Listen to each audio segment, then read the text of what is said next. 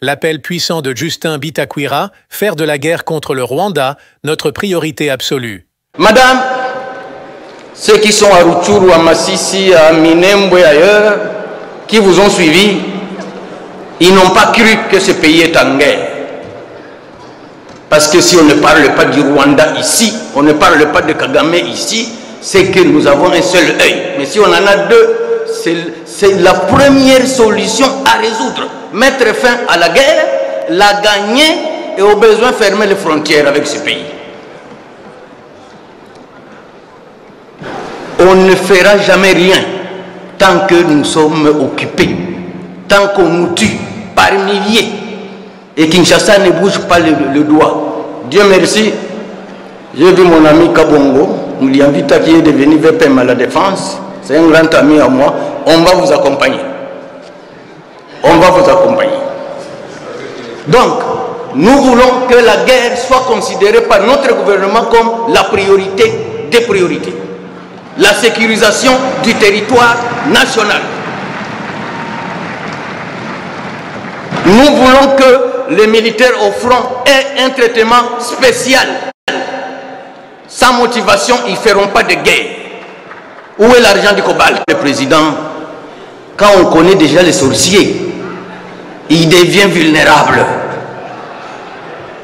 Alors les gens ne savent pas quel est le sorcier de notre pays. C'est l'Union européenne. C'est l'Union européenne.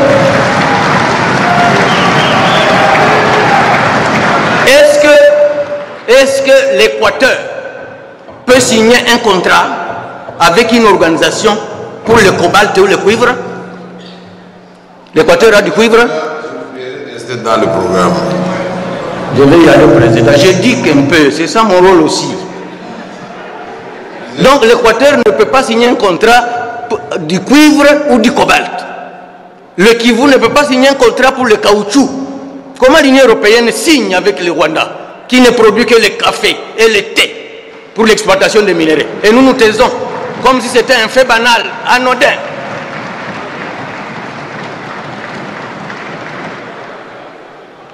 Madame la Première ministre, apaisez-vous. La grand-mère vous sécurise. Mais je voulais dire que nous devons quand même prendre certaines mesures draconiennes contre le Rwanda. Moi, je suis sous sanction de l'Union européenne. Moi, j'ai pris ça comme un acte d'héroïsme. Ce n'est pas un handicap.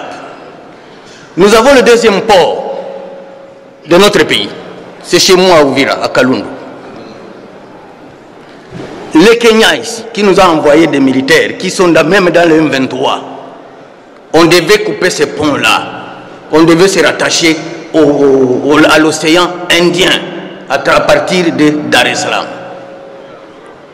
Et je voudrais, quand vous allez nous répondre, pourquoi nous faisons les beaux yeux au Rwanda et à l'Union européenne? Ce n'est pas en flattant l'ennemi que vous allez dormir. Il faut le frapper fort aussi. Il faut le frapper fort. Et je voudrais ici aujourd'hui que vous veniez me dire pourquoi nous n'avons jamais fermé nos frontières avec le Rwanda, pourquoi nous n'avons jamais rompu les relations diplomatiques avec le Rwanda. Qu'est-ce qui se passe? Quelle est la complicité? J'ai reçu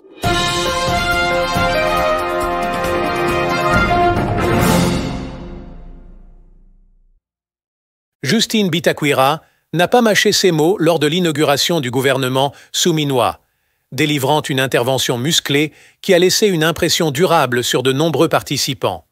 Dans un discours puissant et passionné, Bitakwira a déclaré sans équivoque « Le sorcier de notre pays, c'est l'Union européenne. La guerre contre le Rwanda doit être la priorité des priorités. » Ces remarques ont souligné les profondes frustrations et les préoccupations urgentes de nombreux citoyens congolais qui estiment que la souveraineté et la stabilité de leur nation sont sapées par des influences extérieures et l'inaction interne. La déclaration de Bitakwira a mis en évidence la nécessité d'une réponse décisive et unie au conflit en cours avec le Rwanda, qui a laissé beaucoup de personnes dans le pays se sentir vulnérables et abandonnées. En élaborant sa position, Justin Bitakwira a appelé le gouvernement congolais a priorisé la guerre contre le Rwanda avant toute autre chose, en soulignant l'importance de sécuriser le territoire national et de fournir un traitement spécial et une motivation aux soldats sur les lignes de front. Il a fait valoir que sans un soutien et des ressources adéquates, l'armée aurait du mal à combattre efficacement, laissant la nation exposée à de nouvelles agressions.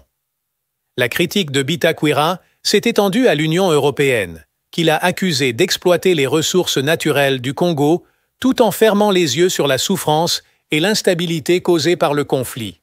En qualifiant l'UE de « sorcier du pays », il a souligné la duplicité perçue et les torts infligés par ces accords internationaux qui profitent aux puissances étrangères au détriment de la souveraineté et du bien-être du Congo. L'appel à l'action de Justin Bitakwira n'était pas seulement rhétorique. Il a exigé des mesures concrètes telles que la fermeture des frontières avec le Rwanda et la rupture des relations diplomatiques si nécessaire. Il a exhorté le gouvernement congolais à adopter une posture plus assertive et protectrice en arguant que ce n'est qu'à travers des actions fortes et décisives que le pays pourrait espérer reprendre le contrôle de son destin et assurer un avenir paisible. Son discours a résonné profondément avec ceux qui estiment que le gouvernement actuel a été trop passif face aux menaces posées par le Rwanda et d'autres acteurs externes.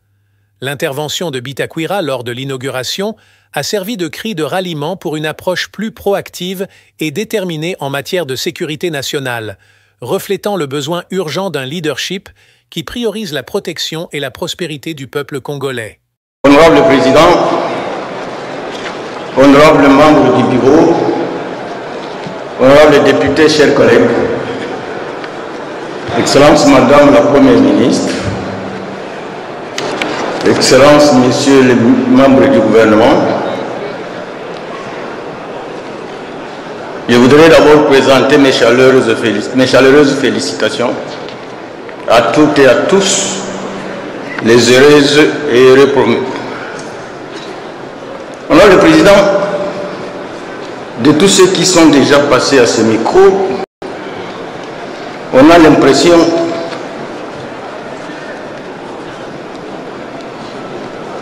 qu'il n'y a pas eu de frustration lors de la sortie du gouvernement.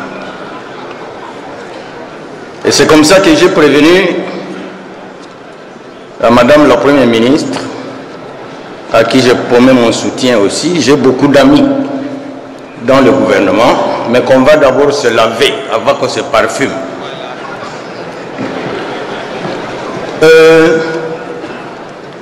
Excellence, Madame la Première ministre, j'ai attentivement lu votre programme et je vous ai suivi attentivement.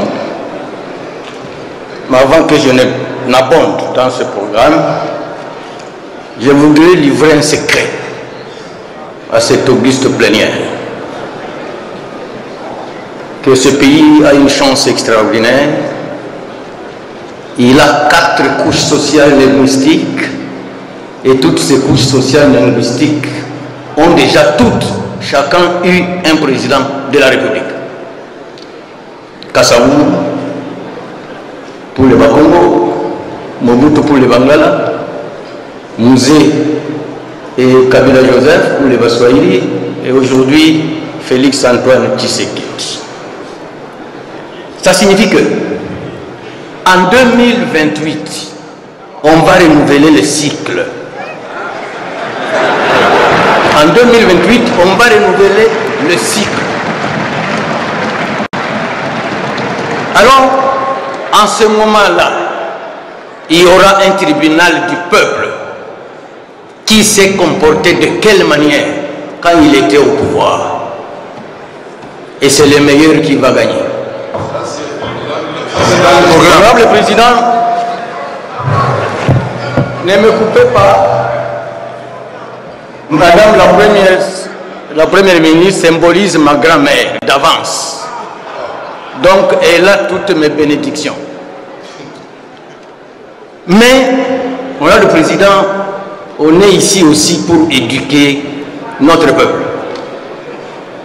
Les frustrations ont déchiré beaucoup de pays. Beaucoup. Le cas du Mali avec les Touaregs au nord. Ils ont créé la Zawad. Aujourd'hui, ici au Cameroun, les anglophones, ils ont créé l'Amazonie. Alors j'ai fait une petite recherche. J'ai identifié toutes les grandes tribus du Grand Nord.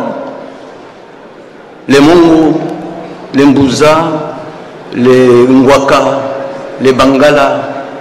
Je retrouve que tous sont représentés dans ce gouvernement. Tous. Ils sont là.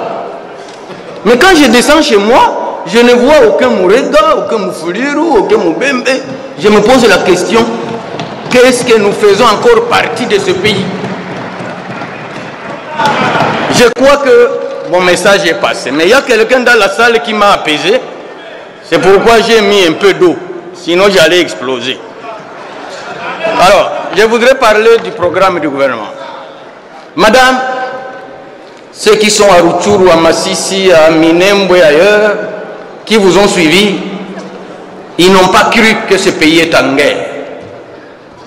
Parce que si on ne parle pas du Rwanda ici, on ne parle pas de Kagame ici, c'est que nous avons un seul œil. Mais si on en a deux, c'est la première solution à résoudre. Mettre fin à la guerre, la gagner et au besoin fermer les frontières avec ce pays. On ne fera jamais rien tant que nous sommes occupés, tant qu'on nous tue par milliers et Kinshasa ne bouge pas le doigt. Dieu merci, j'ai vu mon ami Kabongo, nous lui invitons qui est devenu VPM à la défense, c'est un grand ami à moi, on va vous accompagner. On va vous accompagner. Donc, nous voulons que la guerre soit considérée par notre gouvernement comme la priorité des priorités. La sécurisation du territoire national. Nous voulons que les militaires au front aient un traitement spécial. Sans motivation, ils ne feront pas de guerre. Où est l'argent du cobalt? With Coinbase, you can earn cryptocurrency just by learning in 6 simple steps. Create and verify your coin. Honorable Président, quand on connaît déjà les sorciers, il devient vulnérable. Alors les gens ne savent pas quel est le sorcier de notre pays. C'est l'Union européenne. C'est l'Union européenne.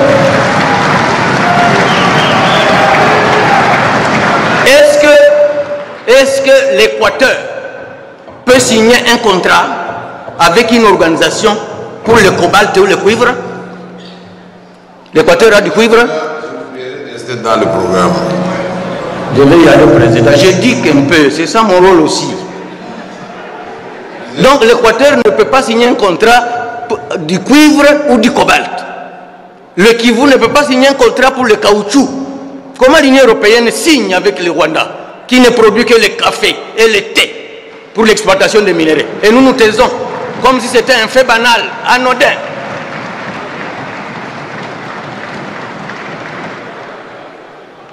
Madame la Première ministre, apaisez-vous.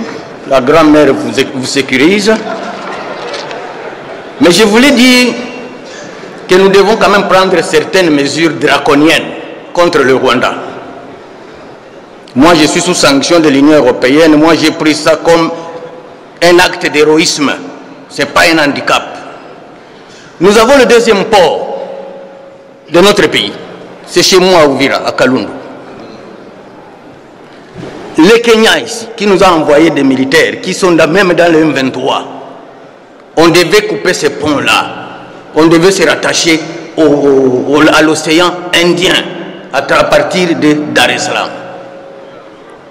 Et je voudrais, quand vous allez nous répondre, pourquoi nous faisons les beaux yeux au Rwanda et à l'Union européenne? Ce n'est pas en flattant l'ennemi que vous allez dormir. Il faut le frapper fort aussi. Il faut le frapper fort. Et je voudrais ici aujourd'hui que vous veniez me dire pourquoi nous n'avons jamais fermé nos frontières avec le Rwanda, pourquoi nous n'avons jamais rompu les relations diplomatiques avec le Rwanda. Qu'est-ce qui se passe? Quelle est la complicité?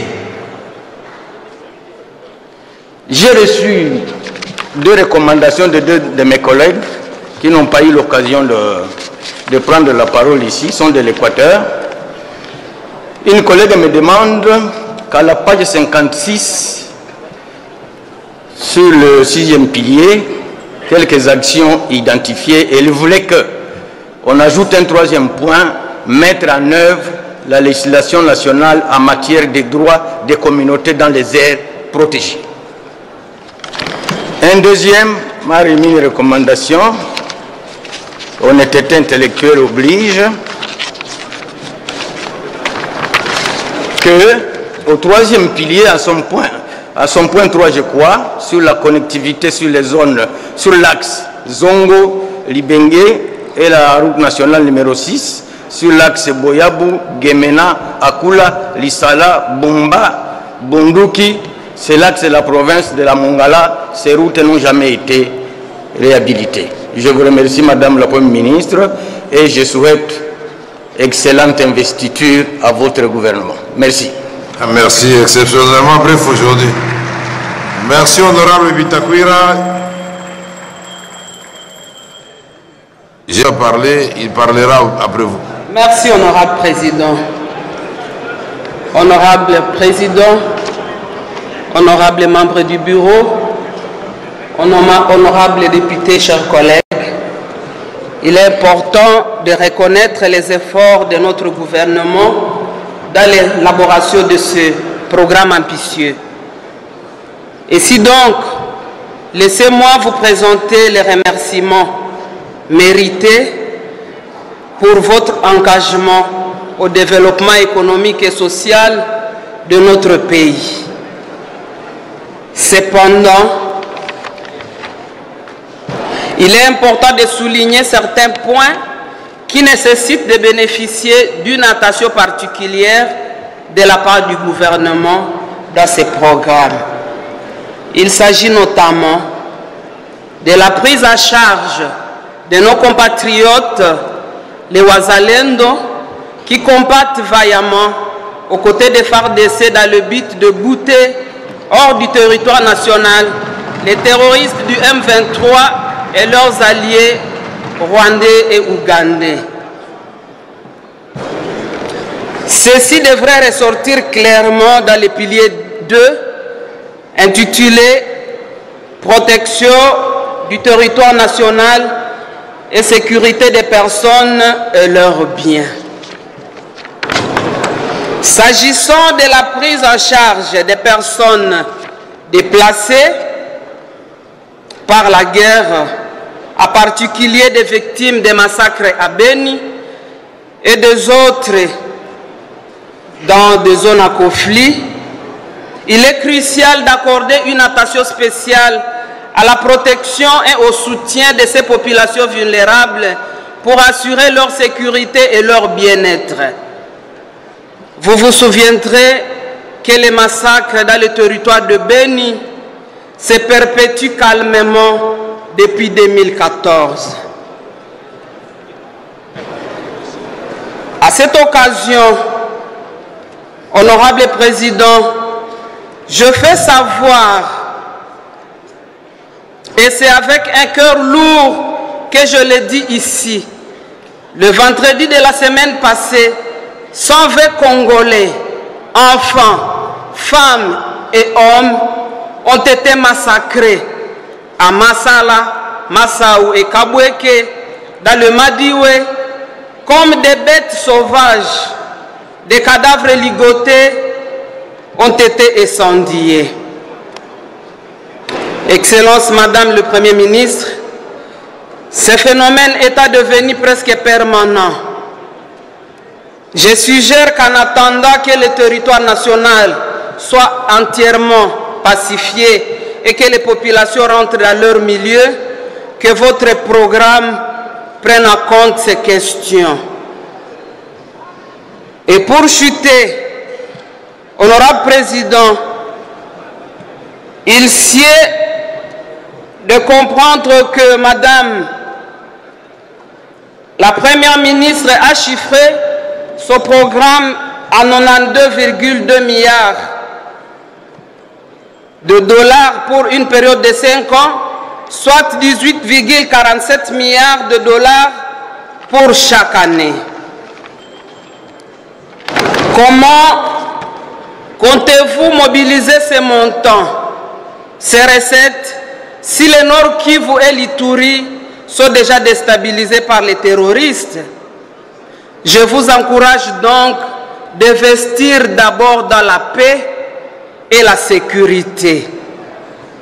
Honorables députés et chers collègues, je vous invite ainsi à recevoir et à investir ce gouvernement afin de lui permettre de se mettre rapidement au travail pour le bien-être de notre population. J'ai dit. Merci madame pour votre méchac de AACPG.